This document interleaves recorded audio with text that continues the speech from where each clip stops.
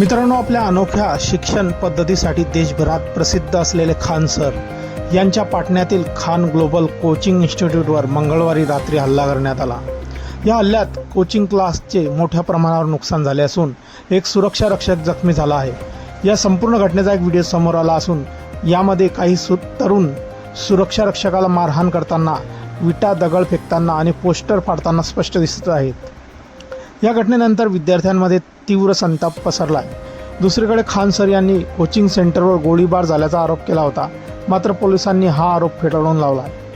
मंगळवारी रात्री साधारण 10 वाजण्याच्या सुमारास जेव्हा इन्स्टिट्यूटमध्ये ऑनलाईन बॅचेस सुरू होत्या, तेव्हा अचानक 10 ते 20 जणांच्या टोळक्याने कोचिंग सेंटरवर हल्ला चढवला।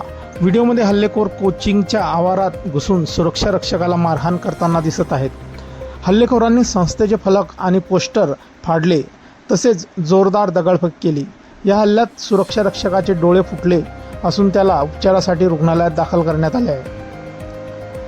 घटनेनंतर सुरुवातीला माध्यमांशी बोलताना खान सर यांनी दावा केला होता की हल्लेखोरांनी तिथे 8 ते 10 राऊंड गोळीबार केला आणि बॉम्बही फेकले। मी स्वतः गोळीबार होताना पाहिला, असे ते म्हणाले होते।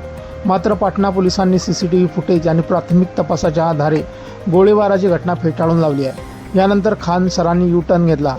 त्यावेळी तेथे प्रचंड तणावाचे वातावरण होते, त्यामुळे नेमके काय घडले हे स्पष्ट समजले नाही। सुरक्षा रक्षकाने जे सांगितले ते मी माध्यमांना सांगितले, असं खान सर म्हणाले। खान सरांच्या कोचिंग क्लासच्या शेजारीच ज्ञानबिंदू कोचिंग नावाचे आणखी एक सेंटर आहे। नुकत्याच जाहीर केलेल्या बिहार पोलीस भरती परीक्षेत खान सरांच्या इन्स्टिट्यूटमधील मोठ्या संख्येने विद्यार्थी उत्तीर्ण झाले। या विद्यार्थ्यांच्या सन्मानार्थ खान सरांच्या स्टाफने तिथे एक मोठी बॅनर लावला होता। हा पोस्टर शेजारील कोचिंग बोर्डाच्या वर आल्यामुळे वादाची ठिणगी पेटली होती।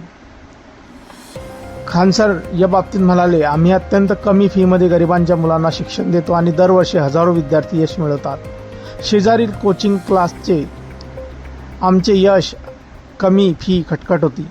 त्यांनी मला 2 दिवसात कोचिंग उडवून देण्याची धमकीही दिली होती। आम्ही सर्व हल्लेखोरांचे चेहरे ओळखले असून FIR दाखल केला आहे, असं खान सर म्हणाले। या हल्ल्याची बातमी वाऱ्यासारखी पसरताच हजारो विद्यार्थी रस्त्यावर उतरले। त्यांनी कोचिंग सेंटर बाहेर ठिय्या आंदोलन सुरू केले आणि खान सर